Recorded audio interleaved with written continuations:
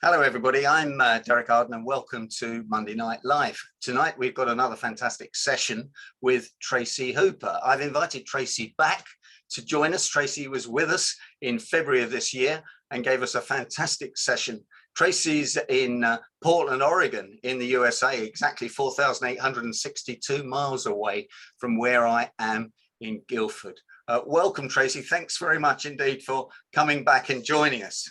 My great pleasure to be back and to see everyone here. Thank you for coming, everybody.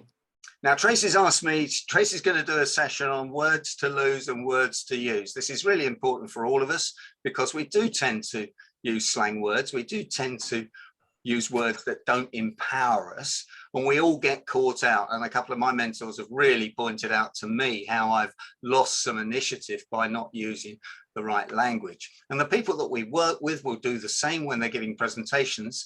And therefore, we've got a responsibility to pass as much of this vital information on to as many people as possible. I'm going to read Tracy's introduction. She's asked me to do that, and this is what she would do if she was doing a keynote speech on stage. Words of power. Are you choosing your words wisely? Are you confident when you're talking in meetings that people are listening? Or are they checking text, answering emails, ordering takeaways from their favorite pub or wine bar? Tracy's back with us today to lead a conversation about recognizing and practicing the power of words. In this conversation, we will learn words to lose that sound hesitant or ineffective and replace them with words to use that have impact, strength, and influence our ability to be heard by co-workers, clients, friends, and other people in our lives. Welcome, Tracy. Thank you very much, Derek. Tracy, now do you want me to read these 3 questions out? Let's start off with the question. Let's start off with question number 1, because I bet this is on everyone's mind. Okay, I understand. Question number 1 is, I understand you have some lists for us. I do indeed have lists. I've often said that many people wake up in the morning and put together their to-do list. And I wake up in the morning and think of words to use or words to lose and to add those to the list I've already made or to create new ones. Whoa, there we go. Keep talking while I repair the damage. All right, so that's really my motivation, is what are the words that we're using in our language that make us sound hesitant or unsure? So I've come up with these lists, and the lists really come from my experience in the world and your experience in the world. First of all, my background is a TV news reporter, as you know, and one of the hallmarks of being a good reporter is to be a keen observer and to be a good listener. And don't you think those 2 qualities really are appropriate for everyone's career, to be a keen observer and to be a good listener? And part of being a keen observer is watching how people carry themselves, how they present themselves, how they hold themselves in meetings. And one of the hallmarks of confidence is using words that are becoming of you, that are worthy of you. And then the listening part is a matter of listening to patterns in the world. I listen to what I hear and see on social media. What am I seeing in reading in newspapers and magazines? What I'm hearing on podcasts. I even like to hear sports commentators. What kind of language, what kind of phrases are they using? And then I think about the difference between language among different generations. So millennials speak differently than baby boomers, than Gen Zers, than Gen X. Different language by different generations. I also listen for language patterns with leaders and influencers in business, in science, in technology. And finally, I listen to my clients. What are my clients saying? If they say something to me like, I'm interrupted all the time. I don't feel like people are taking me seriously. I can't seem to land the sale. I've been overlooked for that promotion. Then I begin to think, how are they presenting themselves, both physically, how do they carry themselves in the room, and then what words do they use to express themselves? Because if we don't get that nonverbal feedback where somebody is nodding their head and leaning in and saying, that's interesting. If we're not getting that kind of feedback, then it begins to chip away at our confidence. That's how I have come up with these various lists. And that's absolutely fantastic. Yeah, and I was just thinking of Patricia Fripp, who's your mentor and my mentor. She always sits in the front of the audience and she always nods support. And isn't it wonderful when you see someone in the audience that nods support? Because sometimes you can be up there on stage thinking you've got the imposter syndrome and you're the only person in the world. It's a funny feeling. Now tell me, how were those lists developed? Well, it was from looking at these language patterns and so forth. But the next interesting concept is what influences our language. Why do we speak the way we do? And there are three answers to that. Number one, we're influenced by habit. If we speak a certain way and we don't get feedback about it, then we continue to speak that way. We feel comfortable, we carry on. Number two, we're influenced by the culture. And I know you all would agree with this. If we hear it, we say it. We want to fit in, we want to belong. And that's no different than the cars we buy, the hairstyles we have, the clothes we wear. We are influenced by our culture. But I believe the most important influencer on our word choice comes from another mentor of mine whose name is Linda Bryce.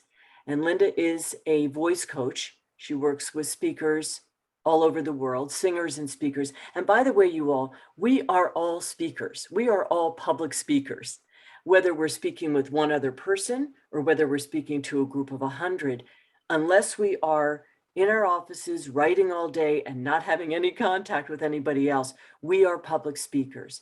And Linda Bryce says this, and I'll quote her. And this is about what influences our word choice. She says, our biggest fear is that we will be shamed, humiliated, or banished from the crowd if we speak up. So we freeze and cannot access our thoughts. And we literally stop breathing. And while we stand there, madly trying to gather our ideas, we use various words to mask our anxiety. And those are the words that I'll talk about today. How does that sound, Derek Arden? That sounds great, Tracy Hooper. Thank you very much. If we're going to mirror each other's surname and their first names, then let's do it. Let's get into some of that mirroring and matching. And I nearly said stuff, because stuff is really a word to lose. Oh, yes, it is. And that brings me right to my first list. Fantastic. And the first list are fillers. We all know those fillers. Like, you know, and stuff. Okay, stuff is rubbish. Stuff is not a word that would define what we're looking for. Instead, you could say, I know my material instead of I know my stuff. I know my content. I'm confident of the data instead of the stuff. We have a lot of stuff to cover. Or you could say, we have a lot of items on the agenda. Stuff is one of those filler words that we don't think about. And listen to newscasters, and you'll be astonished at the fact that they use many of these words. Another one of those filler words is again and again and again. I was listening to a newscaster during the elections last year, and he was showing the map of the US and what states were in what position. And he said, and again, and again. And I thought, did his producer not tell him to stop using that word? It's a filler word. He was under a deadline. He had 2 minutes to give his presentation, and he kept using that phrase over and over again. Another filler word, and this comes directly from Patricia Fripp, one of our goddesses in the speaking industry, the word things. How often do you say, oh, the thing is, the thing I'm most concerned about? We need to focus on every little thing. Patricia Fripp says, if it weren't a thing, what would it be? Would it be an idea? Would it be a goal? Would it be a challenge? Instead of saying the thing is, you could say the goal is, the thing I'm most concerned about, or the issue I'm most concerned about. We need to focus on every little thing. We need to focus on every detail. It's stronger. These are words that are worthy of you. So one of my big takeaways is to is to record yourself. And I'll tell you how I came up with this. Another filler word is so. We use it as a transition. It's a weak word, and it's one of my weak words. I have a weak word from every category I'll give you. So I'm going to ask you all to keep me mindful of this. I was getting ready to be on a talk show here in Portland, and about a week ahead of time, I started practicing, of course. And I take my cell phone and I put it on the shelf and I press record and I call it a shelfie.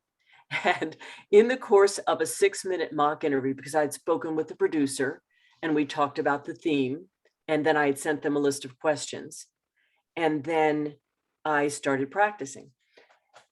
And in the course of a 6-minute mock interview between my cell phone and me, I used the word so 13 times. Wow. And I had no idea, of course, until I heard the recording, the playback. And that would be one of my takeaways for you all this morning, is ask a friend or a colleague if you can record your conversation, and tell people that you want to work on your communication skills, that you want to beef up your language. And in the beginning, people will think that's odd, and they will, perhaps they'll acquiesce. But ultimately, they'll be curious about what their words to lose are and what they can replace them with. And so I would like to ask Tim Durkin to count the number of so's that I use for the rest of this presentation. Do you think will he be able to keep up? That's what I'm wondering. It's very I'll do interesting. my best. Yeah, I'm just going to chip in here. Is chipping in all right? No, that's not all right, is it? Chipping in. Oh, please do. That's great. That's a great expression. And that's the other thing. That's the other idea I want to promote today. These are words that you don't need to lose forever. It's not that you'll never say them again. I want you to be mindful of using words strategically and use them when they matter. It's very interesting, Tracy, because when I'm out, I now become conscious of some of these words, but I've often said them and then I become conscious of them. I want to give myself a little slap, but no one I'm talking to knows what I'm talking about. So I couldn't really do that without them thinking I'm crazy. I mean, stuff was promoted by the NLP as Bandler and Grindler, and they used them all the time, and people caught them. And it's very difficult to get rid of. I thought it was only a British thing, actually. And then I came over to the US and found everybody was using the word stuff. Thing I don't think so obvious. I write with a lot of so's in it, and my wife crosses them out before I send my newsletter out, usually. And then I remember saying to Patricia, a shed load of things or a boatload of things, and you know, shed load, boatload. So we've all got these words, and it's just as some of you are thinking, well, I'm too old to change. No, you're not. And also you're influencing other people younger than you. So we should be eliminating these. This is fantastic, Tracy. Shall we keep going? Let's keep going. I was just going to mention the Otter app, because I'm surprised. Sometimes I play back on Otter these recordings, and it prints it out. It puts it into word form, and then you see these R's and R's, and they really are quite scary. But it's painful it's because recordings don't lie. I know. It's really difficult. Okay, let's move on to Hedges. Yeah, back to you. Okay. Hedges are great. Great in terms of it's a very interesting list. Hedges are words that linguists tell us are those small, sneaky add-on words that make us sound as if we are hedging. We don't want to come on too strong. We don't want to be too aggressive. So we hedge. A hedge word would be just. I just have a quick question. I'm just circling back. I'm just a little concerned about. Can anyone think of a way that you or someone you know, a friend, uses the word just too often? I was just wondering about that. I was just wondering about that. Exactly. And hedges don't make us sound confident. They make us sound hesitant. And I think it's particularly common in the US. I'm not sure about the UK, but I hear people using it a lot. here's an example. My husband Henry and I used to live 2 blocks away from our gym, which was a great convenience, but also made us feel guilty when we didn't go. We used to go in the morning. It was dark in the winter, of course. And one time I went by myself and I was coming out of the gym and I had to cross a 4-lane street, but there was a light there, quite safe. I got to the other side of the street and I hear this voice, hello, hello. And I said, hi. And this poor person said to me, you're all dressed in black and it's dark and it's really hard to see you. So I would recommend that you wear one of those reflector vests. And I said, thank you very much. I absolutely will do that. Thank you. And then they said, just saying. And I thought, just saying? That person was trying to soften her message. She didn't need to do that. Every time since then, I did this morning, when I go out and walk in the dark, I wear a vest. That woman potentially saved my life because I was cavalier about not wearing a reflector vest. We don't need to soften our words. Just another one of those hedges, kind of, sort of. I'm sort of thinking about, I'm kind of wondering, it's a softener, a little bit, almost. How often have we heard somebody say, I almost think we should go in a different direction? Should we or shouldn't we? I think we should go in a different direction. I'm almost wondering, I almost think, unnecessary word, maybe. Sometimes we need to say maybe, of course, I guess. Sometimes we need to say, I guess. How many times can we take that out? And that is the second takeaway, is to practice the power of pause. Instead of saying, maybe we should do this, you could say, I have an idea. Let's try this. It's stronger. It's losing that hedge word. Here's another hedge word, which I believe is used more often than not. Pretty. I'm a pretty good public speaker. I'm pretty prepared for this presentation. I'm pretty confident at mental math, or whatever is your specialty. Pretty is a softener, it's a hedge. And this is going to be for you all, it's going to be like buying a red car. You know, when you buy a red car and that all you do are see all the red cars on the road? That's what it's going to be like when you begin to hear these words, hedges and fillers. Practice the power of pause. I'm prepared for this presentation. I'm a good public speaker, whatever is your specialty. Take out that word. And this is another technique. Practice losing one word every 30 days. I had a client who said to me, whose words to lose were, you know, it made her crazy. She said it all the time. And we were having a session one day and she said, you know, and she wrote it down. And then she said it again, and she wrote it down. And I finally said to her, you don't need to focus on what you don't want to say. Be mindful of it, pause, and then move on. I believe if we focus too much on what we don't want to say, then we get hung up on whether that's a good word or not a good word. What are you thinking, Derek? I'm thinking that my head is being scrambled by all these words that I use. And I think looking at the gallery view, so a lot of other people. And we're almost coming to the end of session 1, Tracy. And I know that we haven't got a natural break for that. But Alex has put, as Alex always does, a comment in the box, which I think we should have a look at. He suggests that the word stuff is context sensitive. A phrase sometimes used in the UK is good stuff, which means yes, well done. Although I think it still applies, that it's still stuff. Well, that's the point. If it's common to use it in that expression, use it. That's fine. Don't overuse it in areas where it doesn't have impact, when you can use a better word. In the interest of time, let's move on to disclaimers, because I want you to know it's not just words we need to lose or be conscious of, but how do we replace them with words to use that sound more strategic? A disclaimer would be this. Correct me if I'm wrong. You've been doing this a lot longer than I have. What do I know? I could be overthinking this. people go on and on. I heard somebody say this yesterday on a podcast. Let me know if what I'm about to say is way off base. Now, why would we want to preempt a word, a phrase that a thought that we were going to have with that kind of disclaimer? I know many times people use disclaimers to seem humble or modest. They don't want to come on too strong, but they dampen our voice. So instead of saying, correct me if I'm wrong, you could say to someone, let me know if I heard this correctly.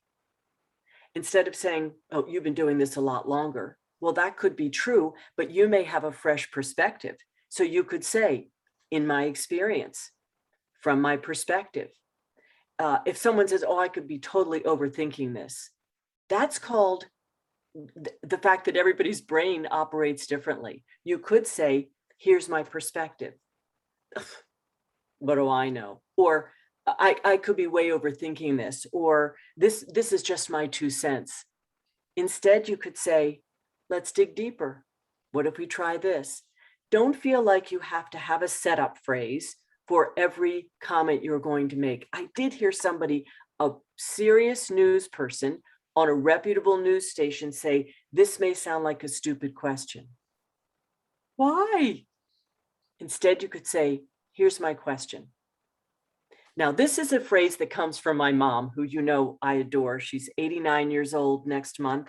She comes to visit us in the Northwest every year, except for last year and this year because of the virus.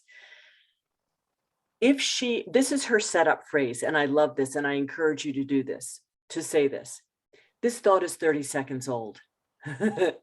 She knows her thought is not fully formed, but she's confident enough to say it anyway. This thought is 30 seconds old. What if we tried this? And then she goes on with her idea. That's a way that you can use a setup phrase that doesn't dampen you, that doesn't make you sound like you don't know what you're talking about or that you're not confident. That's brilliant. Now, I use the Columbo technique when negotiating, which is the dumb is smart technique. Often you do put in a filler word or a disclaimer there. I can't quite get my brain around this, Tracy, but I think what you said was you can't afford to pay my invoice at the moment. So that is a word, but maybe used in that context. Well, say that again for me, Derek. I love this. Keep going. Well, I've been thinking about this, but it seems like, or it sounds like that you can't afford to pay my invoice. That's absolutely appropriate. Yes, you can say that. Pick and choose. You need to think about your audience. Think about the other person on the other side of the table. Think about the connection to that person. Is it a friend? Is it a prospect? Is it a client? And you need to be yourself. Again, I'm not asking people to lose these words forever. Be mindful of overusing them. Sure. No, that's brilliant. Tracy, I'm going to end the interview now because we're going to have a part 2. And I encourage everyone watching this to watch part 2. There's such a lot of information in there from Tracy in that short 22 minutes clip that I encourage you to watch this again on YouTube or listen to this on the Negotiators podcast. Tracy Hooper, thank you so much for coming on part 1. I hope you'll join us in part 2 very shortly. Thank you.